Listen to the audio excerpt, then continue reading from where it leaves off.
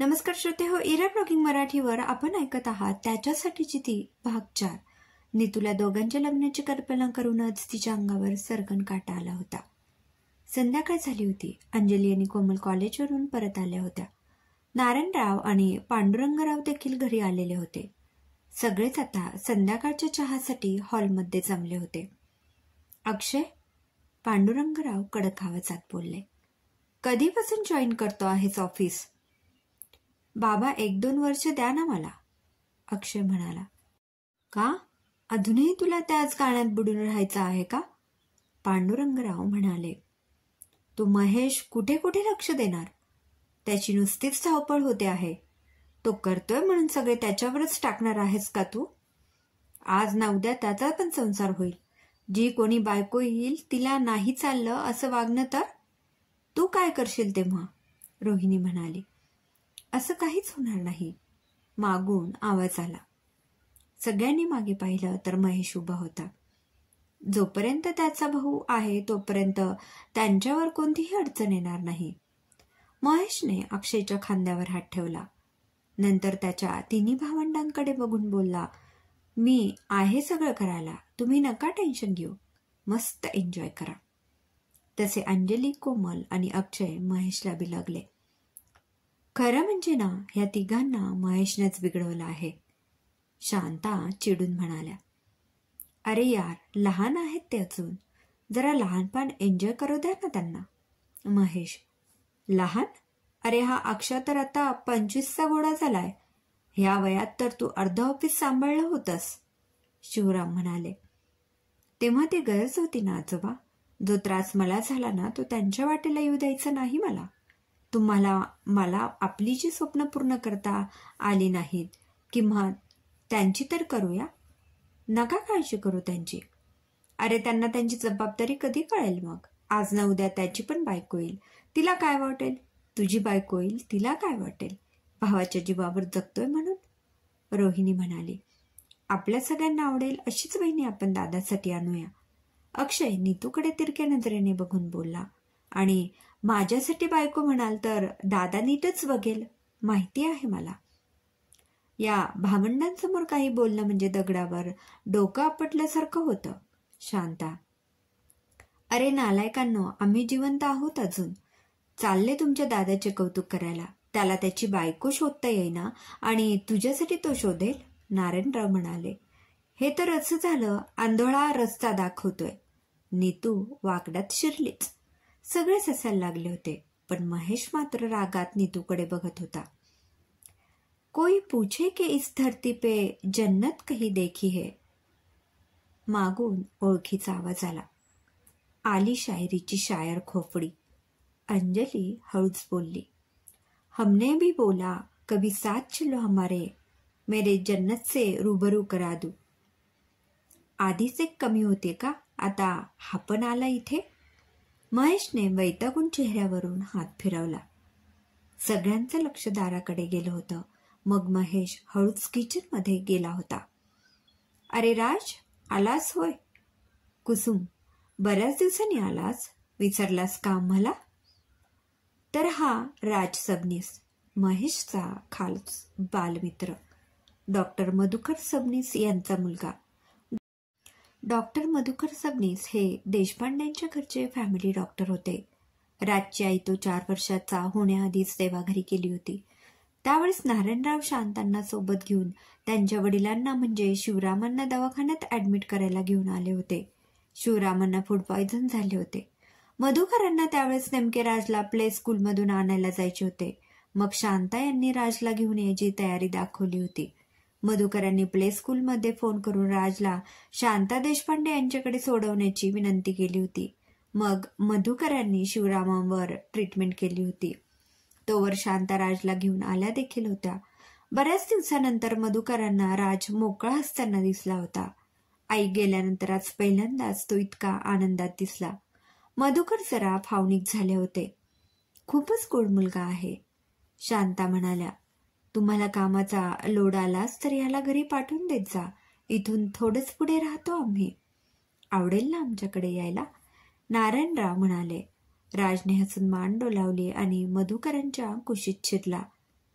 बाबा एकदम व्यवस्थित आहेत. उद्या संध्याकाळपर्यंत किंवा परवा सकाळीच त्यांना घरी घेऊन जा. मधुकररावांच्या बोलण्याने सगळ्यांच्याच जीवात जीव आला होता. त्यावेळेसपासून मधुकरराव देशपांडेंचे फॅमिली डॉक्टर झाले आणि राज देशपांडे सोबत जुळला गेला होता. असं काय करते आजी? राजने कुसुमच्या पाया पडून मिठी मारली. दिल तो करता है हर पल तेरे साथ रहूं, पर कमबख्त ये काम पीछा छोड़ता ही नहीं. राज म्हणाला. बस बस, जास्त मस्का नको मारूस. कुसुम म्हणाल्या. मग राज बाकीच्यांना पण भेटला. मला वाटलं आजीला भेटला तर आम्हाला विसरलास की काय? शांता. काय करू मावशी, तुझ्या दिवट्याला काम नाहीत ना. मला तिकडे दिलं आहे अडकून आणि तो मस्त घरात आहे. राज तोंड वाकडं करत बोलला. मग त्याचं लक्ष नीतूकडे गेलं. अरे नीतू, हाय. राजने नीतूला हँडशेक केलं. तू घरी असताना महेश लवकर कसं काय आला? राजने शॉक लागल्याची ऍक्शन केली. शिवरामांची कृपा. तसा नीतूने हँडशेक मधला त्याचा हात जोरात दाबला. सॉरी सॉरी सॉरी, राज म्हणाला. नीतूने राजचा हात सोडला. सगळी दुनिया इकडची तिकडे होईल, पण ही दोघं कधीच सुधारणार नाहीत. त्याच्या या बोलण्यावर सगळेच त्याला हसत होते. वेळेवर आलास, आता चहा पिऊनच जा, शिवराम म्हणाले. महेश किचनमधून बाहेर आला. तू कशाला आलास रे? घरच्यांचा चमचा. महेश वैतागून बोलला. गप रे तू, त्याचं पण घर आहे हे, तो कधीही येऊ शकतो. नारायणराव. मग राजने त्याची कॉलर ताट केली. यावर महेशने फक्त त्याचे डोळे फिरवले. राधाताई सगळ्यांसाठी चहा घेऊन आल्या. नीतूसाठी मात्र दुधात बोर्नव्हिटा टाकून आणलं होतं. ती आज चहा देताना जरा जास्तच घाई करत होती. अगं राधा, हळू, आम्ही कुठे पळून नाही चाललो, कुसुम म्हणाला. त्यावर राधा फक्त जबरदस्ती हसतेली. सगळ्यांना चहा देऊन ती पटकन किचनमध्ये पळून गेली. राजला आता थोडी शंका आली होती, कारण त्याने महेशला किचनमधून बाहेर येताना पाहिलं होतं. मग त्याने चहा डायरेक्ट तोंडाला न लावता चहाच्या कपाचं निरीक्षण तो करू लागला. असा का बघतोय रे? शिवरामांनी त्याला विचारले. राज काही बोलणार तोच त्याच्यावर दुधाचा फवारा उडाला होता, जो की नीतू पित होती. राज नेमका तिच्या बाजूला बसलेला होता.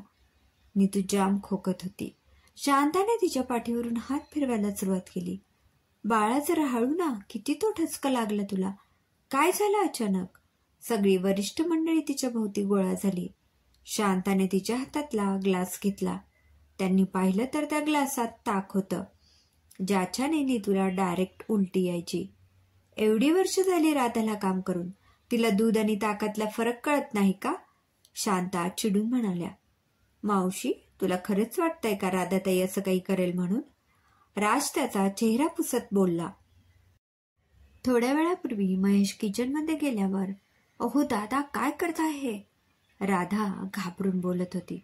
ताई, तू नको टेन्शन घेऊस, फक्त ताक कुठे आहे तेवढं सांग. महेशच्या चेहऱ्यावरील डिव्हिलवाली स्माईल होते. त्यावरून राधाने अंदाज केला होता की महेश काहीतरी खुरापत करण्याच्या तयारीत आहे. का माझ्या पोटावर लात मारत आहात? राधा महेशला विनवणी करत होती. हे बघ ताई, उद्या ती हडळ चालता चालता सहज जरी पडली आणि तिथे मी दिसलो जरी ना, तरी तिच्या पडण्याचे खापर माझ्यावरच येईल. आणि तू मला दादा बोलतेस ना? कधी तुझ्यावर काही अडचण येऊ दिली आहे मी? महेशने विचारले. राधाने नकारार्थी मान हलवली.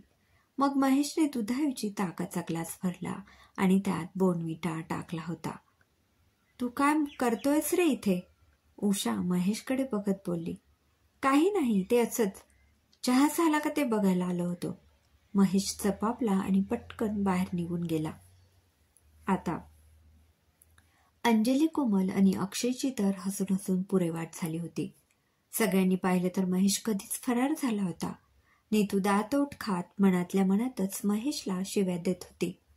महेश, शिवराम गरजले, आत्ताच्या आत्ता खाली ये. तसा महेश लगेचच त्याचा मासूम चेहरा घेऊन खाली आला.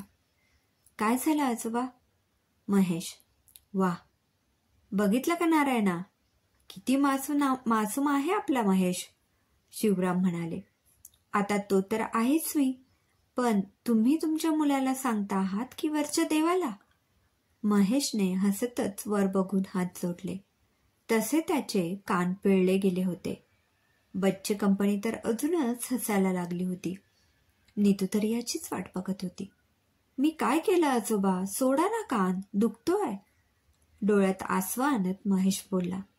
तुझ्या नाटकातलं ग्लिसरीन ना नाटकातच ठेव, कळलं ना? शिवरामांनी अजून जोरात कान पिळला.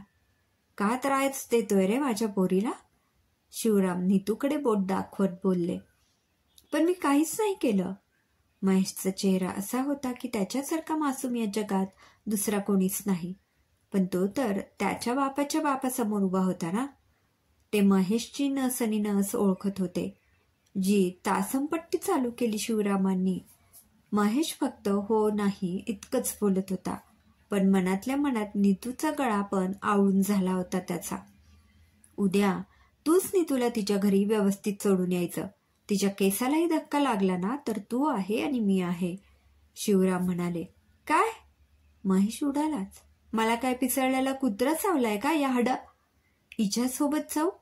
बोलता बोलता महेशने जीभ चावली. पण नीतूला कळलं की तो परत तिला हडळ बोलला ते.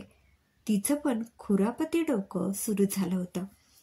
मी विचारात नाही सांगतोय. जर तू तिला सोडायला गेला नाहीस तर उद्याच्या उद्या तुम्हा दोघांचं लग्न लावून देईल, शिवराम म्हणाले. मग ते नीतूकडे वळले. तुझ्यासाठी पण तीच अट आहे. काही काड्या केल्यास की डायरेक्ट शुभमंगल. कसलं शुभमंगल? ते सगळंच अमंगल होईल, नीतू मनातच म्हणत होती. सरळ सांगा ना मला की स्वतः जाऊन खड्ड्यात उडी मार. महेशने आशेने सगळ्यांकडे पाहिलं, पण सगळ्यांनीच खांदे उडविले. उद्या सकाळी 5ला निघणार आहे मी, बोलून महेश त्याच्या रूममध्ये निघून गेला. जाताना तो रागातच गेला होता.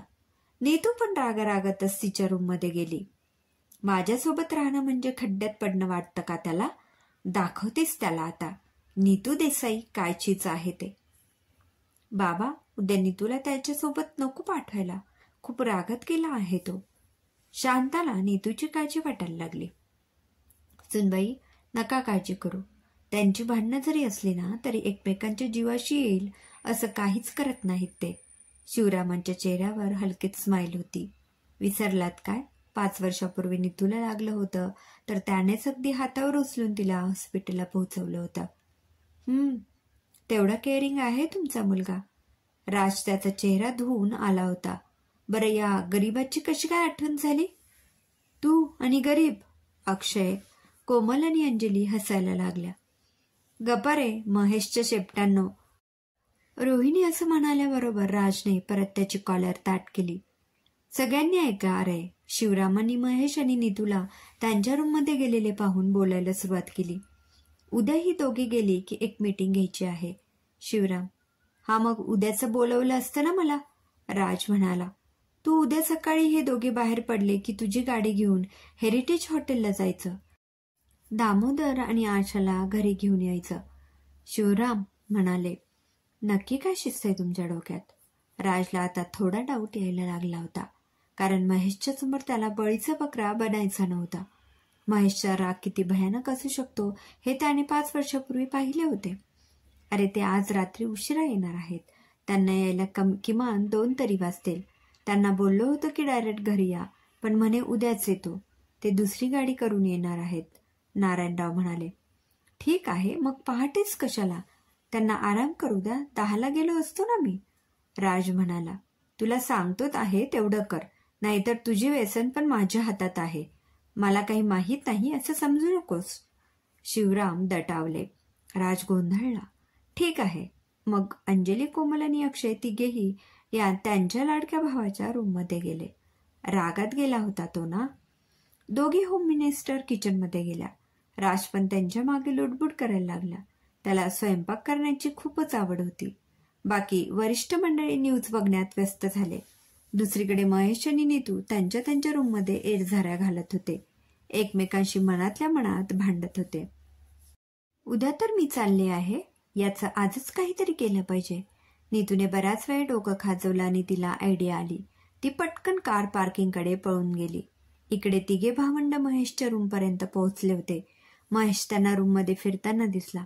दादा, एवढ्या रस्त्यावर चाललं असतात तर एव्हाना शिर्डीला पोहोचलेच असतास. महेशचा बिघडलेला मूड बघून अंजली बोलली. तुम्हाला तर मज्जाच आली असेल ना? महेश तोंड वाकडं करत बोलला. काय रे दादा, तुला माहिती आहे ना, आम्ही फक्त तुझीच बाजू घेतो. काहीही झालं ना तरी तूच आमचा फेवरेट राहशील. कोमल बोलून त्याच्या मिठीत शिरली. दुसऱ्या बाजूने अंजलीही शिरली. तिघेही थोडे भावनिक झाले. मग अक्षयला कुठे शांत बसवलं जात होतं? इमॅजिन करा ना. तिघांनीही अक्षयकडे बघितलं. समजा दोघांचं लग्नाचं झालं तर? लहानपणी ठरवल्याप्रमाणे? अक्षय म्हणाला. तोवर अक्षयवर एक उशी आली सुद्धा होती. ह्याच्यासाठी मी घरात सगळ्यांशी भांडतो की त्याला त्याचं करू द्या. महेश अक्षयला मारायला धावला, पण अक्षय पुढे पळाला आणि हा माझीच लाईफ बर्बाद करण्याची कल्पना करतोय. भाऊ आहेस की दुश्मन? सॉरी ना दादा. अक्षय आता सिरियस झाला. पण आमच्यामुळे तू तुझ्या आयुष्यात पाठी राहिलेला आम्हाला नाही आवडणार. आम्हाला पण वाटतं की तुझा सुंदर असा संसार व्हावा. तुझ्या मुलांना आम्ही खेळवावे, वहिनीसोबत धमाल करावी. घरातले पण खूप आनंदी होतील ना? कोमल म्हणाली. तू कायम आम्हाला प्रोटेक्ट करत आला आहेस, पुढे पण करशील. आम्ही तर आमच्या संसारात राहू रे, पण तुझं काय? आम्ही जोवर बाहेर एकटे पडणार नाहीत तोवर आम्हाला पण शिकायला मिळणारच नाही ना? अंजली पण म्हणाली. तिघही महेश जवळ आले. त्याचा हात हातात घेतला. प्लीज ना दादा, लग्नासाठी तयार हो. आमची काळजी नको करूच रे. तिघही एकदम बोलले. महेश तिघांकडे रोखून बघत होता. तुम्हाला खालून ट्रेन करून तर नाही पाठवलं ना? तुला असं वाटतं का आमच्या चेहऱ्याकडे बघून की आम्ही नाटक करतोय? अंजलीचे डोळे चांगलेच पाणावले होते. बघता बघता मोठे झालेत रे पिल्लांनो. महेश पण थोडा इमोशनल झाला. पण मी तुमच्यासोबत कायम असेन, भले माझी बायको काय येईना. महेश जरा हसला. त्याचं उत्तर ऐकून तिघांनीही महेश भोवती नाचायला सुरुवात केली. गोरी गोरी पान फुलासारखी छान, दादा आम्हाला एक वहिनी आण. तिघही बिघडलेले सूर लावत होते. आणायचं काम वरिष्ठ मंडळींना सांगा. महेश. खुश का? खूपच. तिघही एकसाथ ओरडले. तिघही पटकन खाली आले आणि महेश लग्नासाठी तयार झाल्याचे सांगितले. हे बरं आहे, आम्ही इकडे कोकलून थकलो, पण ऐकलं कोणाचं तर या पिलावळीचं? शांता म्हणाल्या. शेवटी आयडिया कोणाची? Akshay, the great philosopher Shivram देशपांडेंची. लव यू आजोबा. अक्षयने शिवरामांना मिठी मारली. नारायणराव आणि पांडुरंगराव तर आम्ही घरातच का आहोत असे चेहरे केले होते. त्यांचे चेहरे बघून शिवरामच बोलले. आम्ही सांगतोय तेवढं करा, सगळं नीट होईल. शिवरामांना चांगलीच जाणीव होती की त्यांची दोन्ही पोरं थकली असल्याने वयोमानाने त्यांना जास्त काही काम करता येत नाही. त्यांना तर महेश सांभाळेलच, पण बाकीची पिलावळीचं आयुष्य मार्गी लावता लावता तो स्वतःची लाईफ विसरून जाईल.